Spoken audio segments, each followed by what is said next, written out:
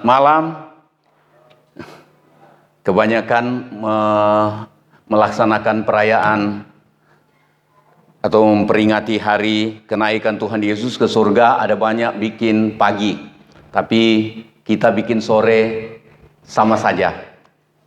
Memang diperkirakan Tuhan Yesus bawa mereka agak pagi di Bukit Zaitun, kemudian Tuhan terangkat ke sorga. Nah, sore hari ini kita mau lihat peristiwa ini, dan saya ada siapkan tiga pokok untuk kita renungkan pada sore hari ini. Kita baca lebih dulu yang pertama. Boleh baca sama-sama dengan saya? Judulnya itu yang pertama. 1, 2, 3. Tuhan Yesus sedang memberkati murid-murid ketika terangkat ke sorga. Kita lihat ayatnya. Injil Lukas ini, saya lupa taruh. Injil Lukas pasal 24 ayat 50. Lalu Yesus membawa mereka keluar kota sampai dekat Betania. Di situ ia mengangkat tangannya dan memberkati mereka. Ayat 51, baca sama-sama. 1, 2, 3. Dan ketika ia sedang memberkati mereka, ia berpisah dari mereka dan terangkat ke sorga. Jadi Tuhan sedang memberkati murid-murid yang hadir pada saat Tuhan akan terangkat ke sorga. Dikatakan ketika dia sedang memberkati mereka, dia mengangkat tangan katanya, memberkati mereka. Dan ketika Tuhan Yesus sedang memberkati, dia terangkat. Sedang memberkati, kemudian sedang terangkat. Jadi saya taruh di pengumuman, Tuhan memberkati orang yang menghargai untuk merayakan atau memperingati hari Tuhan Yesus terangkat ke sorga. Istilah yang seringkali dipakai, kenaikan Tuhan Yesus ke sorga. Nah, Tuhan memberkati orang yang menghargai. Jadi dia iring Tuhan terus sampai ketika Tuhan mengajak mereka ke Bukit Zaitun, kemudian Tuhan terangkat naik ke sorga sementara memberkati. Dan kiranya sore hari ini tangan Tuhan juga ada di atas kita semua, sedang memberkati kita. Amin. Kita harus yakin itu. Tuhan tidak berubah. Tidak berubah. Saya percaya bukan kebetulan kalau dikatakan sedang memberkati kemudian terangkat ke sorga. Saya percaya sementara terangkat pun murid-murid lihat tangan Tuhan masih terulur untuk memberkati. Nah, kita lihat nih dalam ayat yang ke-52 apa yang terjadi ketika Tuhan Yesus mulai terangkat ke sorga. Murid-murid atau mereka yang hadir sujud menyembah kepadanya. Sujud menyembah. Nah, lalu mereka pulang ke Yerusalem dengan sukacita. Jadi seharusnya setelah kita beribadah pada sore hari ini, malam hari ini, dan kita memperingati, merayakan hari di mana Tuhan Yesus terangkat ke sorga, kita pulang dari sini mestinya dengan sukacita. Kenapa bersukacita? Kita ingat Tuhan Yesus, dia bilang ke murid-murid, aku pergi dan di tempat aku pergi banyak tempat tinggal. Aku ke sana menyiapkan tempat bagimu. Nah, itu yang jadi sukacita kita. Dan saya percaya sukacita dari murid-murid juga, mereka lihat Tuhan Yesus terangkat ke sorga dengan cara yang luar biasa, membuktikan sungguh-sungguh dia dari sorga datang ke dunia, kembali ke sorga. Cuma Tuhan Yesus yang jelas waktu dia kembali, kelihatan dia terangkat. Ada Elia juga di masa lalu, murid-murid cari di mana Elia, tidak ketemu. Tetapi Tuhan Yesus di hadapan murid-murid terangkat ke sorga. Bukti bahwa dia datang dari atas sana, dari sorga. Nah, mereka sujud menyembah kepadanya, lalu mereka pulang ke Yerusalem dengan sukacita. dengan sangat sukacita. Nah, itu luar biasa. Ayat 53, baca sama-sama, 1, 2, 3. Mereka senantiasa berada di dalam bait Allah dan memuliakan Allah. Pengaruh dari mereka menyaksikan Tuhan Yesus terangkat ke sorga, dikatakan mereka menyembah, mereka sangat bersukacita, dan mereka senantiasa berada di dalam bait Allah. Ini dapat berbicara kepada kita mengenai kesetiaan untuk tetap ada di dalam bait Allah, ada di dalam pengiringan, dan pelayanan kepada Tuhan. Amin. Kita tetap setia. Tuhan sudah pergi, tapi Tuhan pesan, pergi ke seluruh dunia, beritakan Injil. Mau diejek, mau tidak dipercaya, mau diputar balikkan, itu Injil pun Tuhan suruh kita beritakan. Bukan supaya jadi kristenisasi, bukan supaya orang-orang jadi agama Kristen, bukan itu tujuannya. Beritakan Injil supaya orang selamat. Orang dibebaskan dari dosa melalui penebusan Tuhan Yesus dan diselamatkan. Itu pesan Tuhan Yesus sebelum naik ke sorga. Pergilah ke seluruh dunia, jadikan sekalian bangsa muridku. Itu. Nah, kita tetap tekun di dalam Tuhan, tekun dalam pekerjaan Tuhan, tekun setia untuk beribadah kepada Tuhan. Itu kira-kira gambaran yang diberikan. Mereka senantiasa berada dalam bait Allah dan memuliakan Allah, bukan memuliakan diri sendiri. Orang-orang yang alami pembaharuan di dalam Tuhan, dia tidak akan memuliakan dirinya. Ada kadang-kadang orang alami mujizat, dia cerita kemana-mana, tidak terasa dia sudah memuliakan diri, bukan lagi memuliakan Tuhan. Ini bergesernya tidak terasa. Katanya Betty, beda tipis antara bersaksi alami pertolongan Tuhan, alami kuasa Tuhan, dan bersaksi mulai membanggakan pertolongan Tuhan yang saya alami.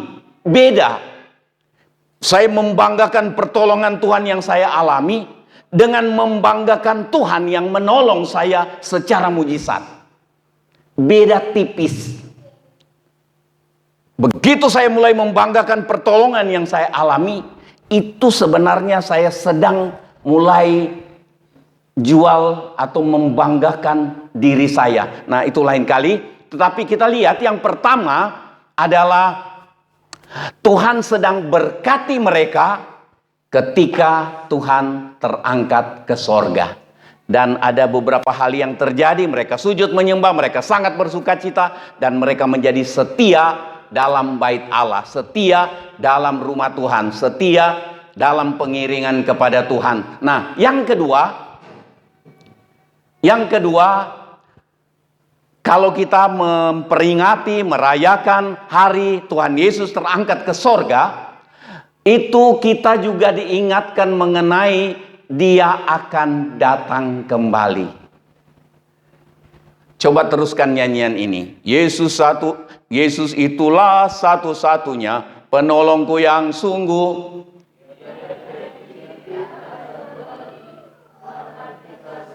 Dia berjanji akan kembali. Kalau Tuhan berjanji akan kembali, bisa Dia tepati? Bisa. Tuhan menepati janjinya. Sudah terjadi.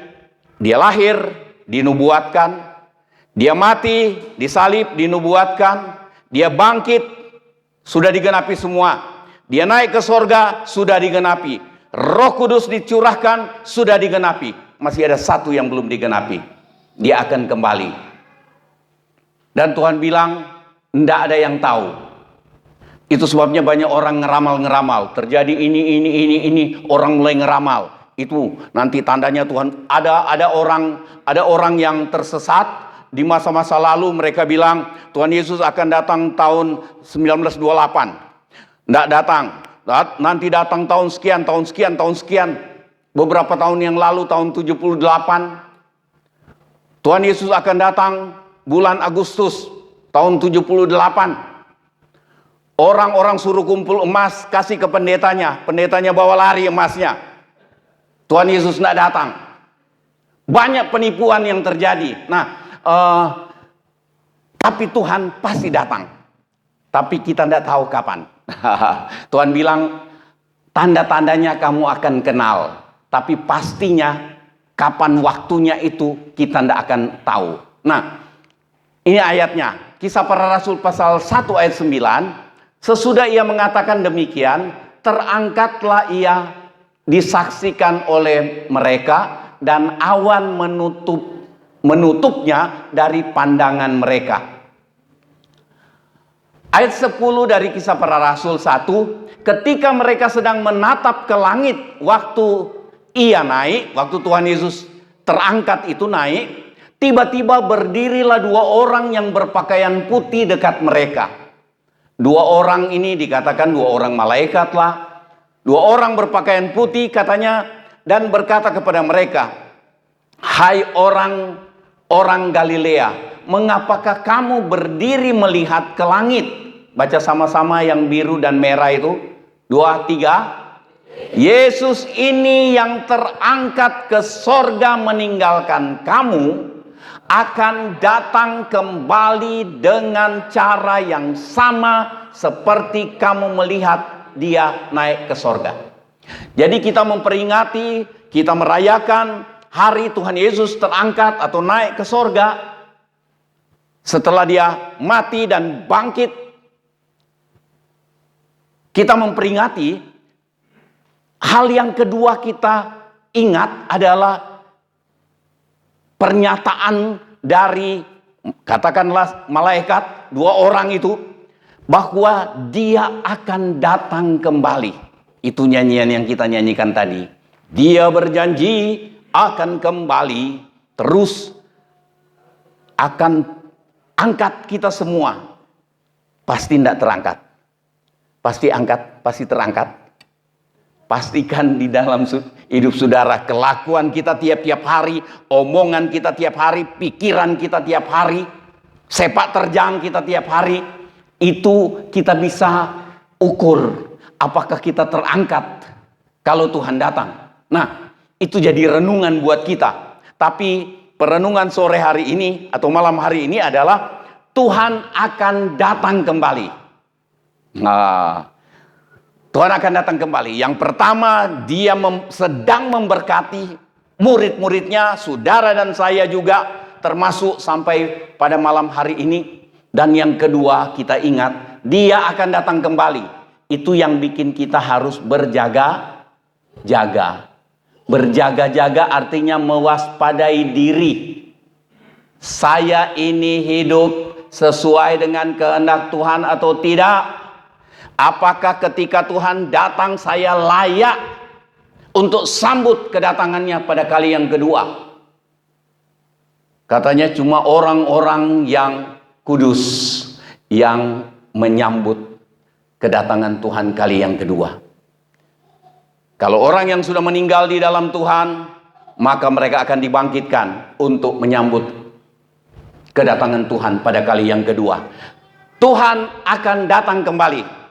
Itu yang kita harus cerita juga ke orang lain. Kita ingatkan ke diri kita. Tuhan akan datang kembali. Tetapi apakah saya siap dan pantas di penilaian Tuhan untuk sambut kedatangannya pada kali yang kedua? Dia datang kembali, itu pasti.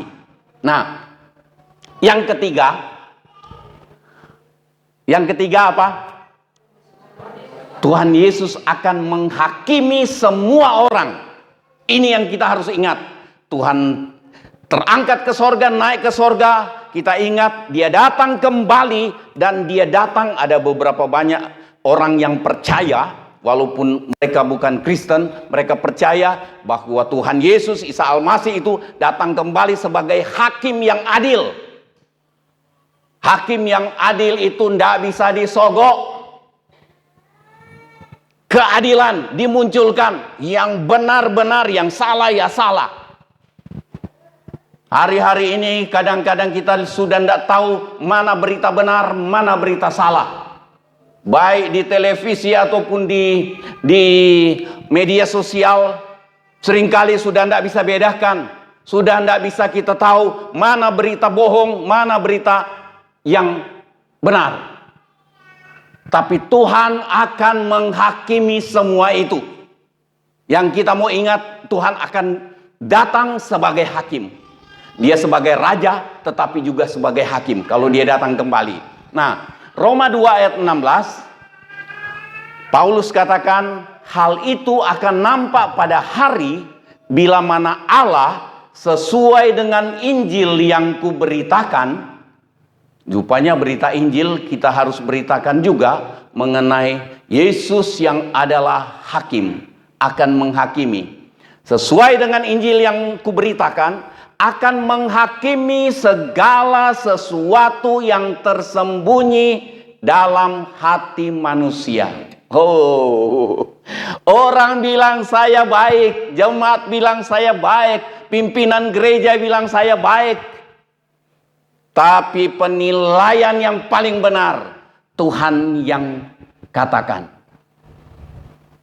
Orang bisa bilang kita baik, tetapi kalau Tuhan bilang kita tidak benar, kelihatan baik, kita bilang kita baik, mungkin orang percaya bahwa kita baik, orang percaya apa yang kita bilang. Tapi ada kalanya mungkin Tuhan geleng-geleng kepala. Engkau bilang dan orang bilang engkau baik, tapi engkau tidak beres. Tuhan jadi hakim. Saudara, ini mengerikan. Berita baik buat kita, karena kita tahu Tuhan akan bongkar semua yang tersembunyi dalam hati manusia. Katanya, manusia itu seringkali makin tahu kebenaran firman, makin pintar dia menyembunyikan ketidakberesan, ketidakbenaran dalam hidupnya. Ini mengerikan.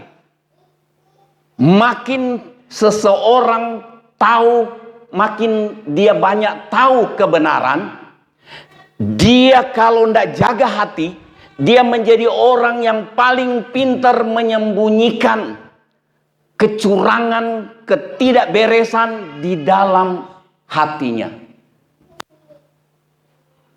Saya pernah cerita ke saudara. Ada satu bapak-bapak. Saya lagi tungguin Esra masih kecil di sekolah. Bapak-bapak ini dia cerita. Dia cerita ke saya, Pak Tumangkek, untung saya sabar dan rendah hati. Kalau tidak, saya hampir pukul itu salah satu pendeta. Oh, luar biasa ya. Dia bilang, Bapak tahu enggak? Kalau di dunia ini ada dua orang yang rendah hati, satunya itu saya. Wah, saya bilang, hebat sekali ini orang. Mudah-mudahan terungkap buat dia bahwa sebenarnya dia sombong.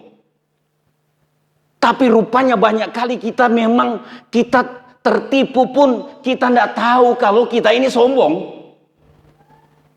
Sampai kalau kita sering bilang kita rendah hati, sebenarnya kita sombong itu.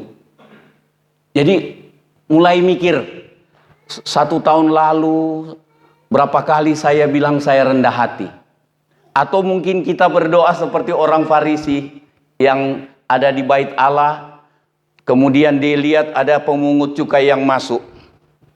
Pemungut cukai berdiri di belakang. Tapi orang Farisi depan, dia angkat tangan, dia menghadap ke Tuhan.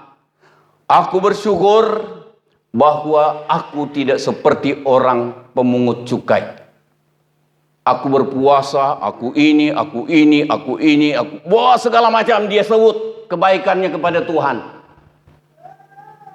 Dia lupa, dia tidak tahu kalau dia sombong. Itu sebabnya Tuhan Yesus dalam Injil Matius 23, hai engkau orang-orang Farisi, pemungut, orang Farisi, engkau orang munafik. Woi, ngeri Tuhan Yesus punya ungkapan. Itu penghakiman. Ada banyak kali kalau kita menyatakan kesalahan orang, ada orang bilang begini, jangan menghakimi, cuma Tuhan yang jadi hakim. Ada kebenaran firman Tuhan yang menjadi ukuran kita. Kalau kita ada menyimpang, kemudian orang sampaikan, itu bukan menghakimi, itu memberitahukan. Nah, kita tidak belok banyak-banyak ke sana. Tuhan akan datang kembali dan akan menghakimi segala sesuatu yang tersembunyi dalam hati manusia. Tandai ini. Tandai. Karena kita ini sering tertipu.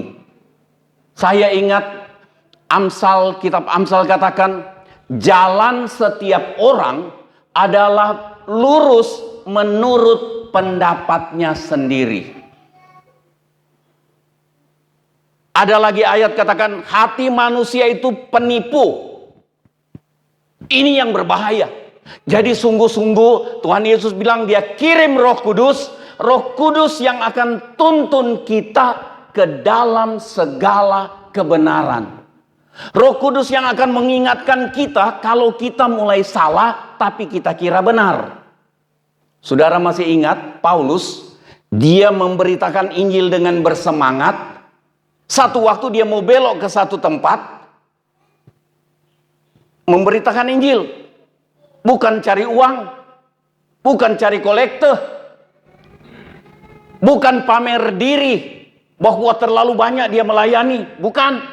Tapi memang terbeban untuk penyelamatan orang. Paulus mau belok ke tempat itu. Tiba-tiba Roh Kudus ingatkan dia, jangan. Bukan waktunya. Diingatkan. Kita izinkan Roh Kudus yang memperingatkan kita. Suaranya jadi lebih besar banyak daripada suara hati kita sendiri. Suara hati kita selalu membenarkan diri. Kalau Roh Kudus lembut dia. Hanya kita bisa dengar ketika kita tahu berdiam diri di hadapan Tuhan. Berbicaralah ya Tuhan. Seperti pesan Eli kepada Samuel. Berbicaralah ya Tuhan, saya siap mendengar. Banyak kali kita bilang begini ke Tuhan. Tuhan bicaralah kepada saya. Tapi kita ngomong terus.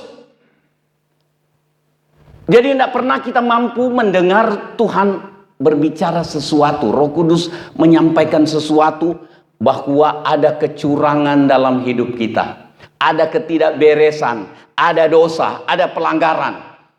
Kita tidak jadi peka. Tapi kalau kita ingat ini, Tuhan akan menghakimi segala sesuatu yang tersembunyi di dalam hati manusia. Lebih baik kita buka-bukaan dengan Tuhan mumpung masih hidup. Amin. Buka-bukaan dengan Tuhan. Saya terlalu sombong Tuhan, saya terlalu munafik, saya terlalu macam-macam. Sampaikan saja. Hakimilah aku ya Tuhan, seperti Yesaya katakan. Supaya kita tidak usah menghadapi penghakiman di mana Tuhan bongkar segala kecurangan, ketidakberesan, ketidakbenaran di hati manusia. Supaya Tuhan dapati kita orang benar yang benar-benar benar. Amin. Itu renungan kita pada sore hari ini. Tuhan Yesus terangkat ke sorga. Yang pertama, Tuhan Yesus sedang memberkati murid-murid ketika terangkat ke sorga. Kita rindu tangan Tuhan malam ini masih terangkat di atas hidup kita masing-masing dan memberkati kita. Amin. Yang kedua, kita ingat malam ini Tuhan akan datang kembali. Kita tidak tahu kapan, tapi pasti. Apa yang kita perlu pikirkan ketika kita tahu Tuhan akan datang kembali?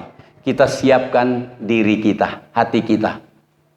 Ada nyanyian tua katakan, tak lama Tuhan datanglah, siapkan dirimu.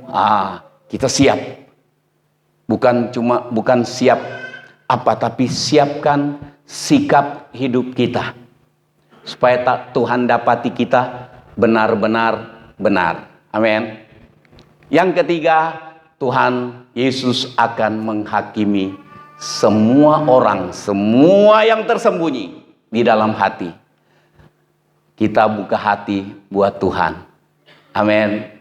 Ku buka hati untuk roh-Mu Tuhan. Buka hati untuk roh Tuhan mengungkapkan segala perkara. Singkapkan semua yang terselubung supaya aku layak menyambut kedatangan Tuhan pada kali yang kedua. Tuhan memberkati, kita sama-sama berdiri. Nyanyi itu nyanyian tadi. Yesus itulah satu-satunya. Nyanyi dengan bersemangat, dengan girang, dengan sukacita. F.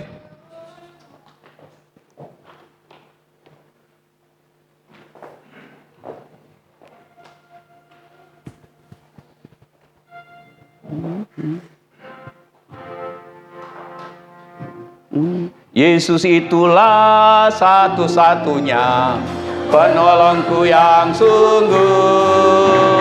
Dia berjanji akan kembali angkat kita semua.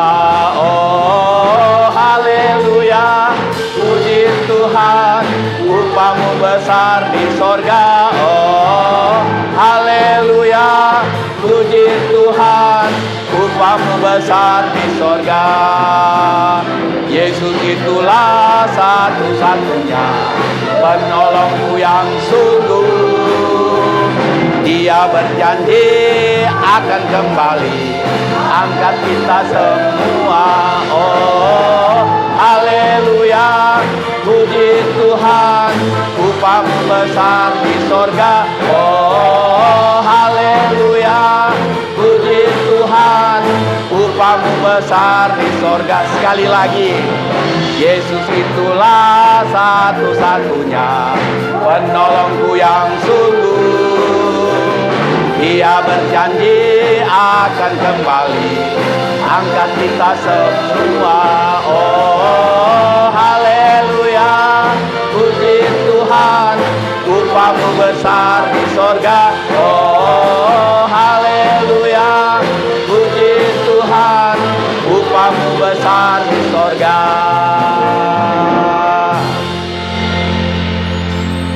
Dia berjanji akan kembali. Tetapi ketika Dia kembali, apakah kita layak untuk menyambut kedatangannya kembali? Tuhan persiapkan kita, memberikan Roh Kudus supaya kita mampu bertahan, dan ketika Tuhan datang kembali, Dia dapati kita setia dan layak menyambut kedatangannya pada kali yang kedua. Angkat tangan saudara dengan penuh penghargaan kepada Tuhan. Dia sedang memberkati orang yang datang menghargai, hadir, menyambut atau merenungkan, merayakan hari di mana Dia terangkat naik ke sorga. Saya percaya tangan Tuhan pun malam hari ini terulur untuk memberkati kita semua. Tetapi ada pesan dari dua orang berpakaian putih. Tidak usah terus melihat ke langit, kembalilah ke Yerusalem dengan sukacita, karena Yesus yang kamu lihat terangkat dan sedang memberkati engkau itu, Dia akan datang pada kali yang kedua, datang kembali dengan cara yang sama. Dia akan datang sebagai raja, Dia akan datang sebagai hakim yang mengungkapkan segala sesuatu yang tersembunyi di hati manusia. Siapkan hati saudara dan saya, supaya kita tetap ada bertekun di dalam bait Allah sampai Dia datang kembali. Haleluya, haleluya. Nyanyikan dengan perlahan. Yesus itu satu-satunya penolong.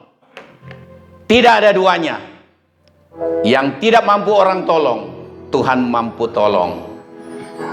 Dia hadir sampai saat ini. Haleluya.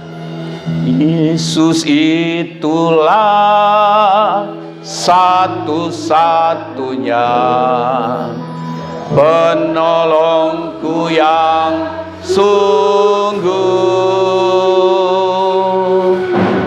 Dia berjanji akan kembali angkat kita semua. Oh, haleluya, puji Tuhan, upamu besar di surga. Oh, haleluya, puji Tuhan, upahku besar di surga, di surga. Haleluya. Tuhan berjanji melengkapi kita dengan Roh Kudus, supaya kita mampu bertahan dan mampu untuk melakukan kehendak Tuhan. Haleluya. Sambil angkat tangan saudara dengan iman, nyanyikan itu, ku berjuang sampai akhirnya, supaya engkau dapati aku setia ketika engkau datang kembali. Ku berjuang sampai akhirnya, kau dapati aku tetap setia. Ku berjuang, berjuang. Saya undang Bapak Bambang datang ke depan.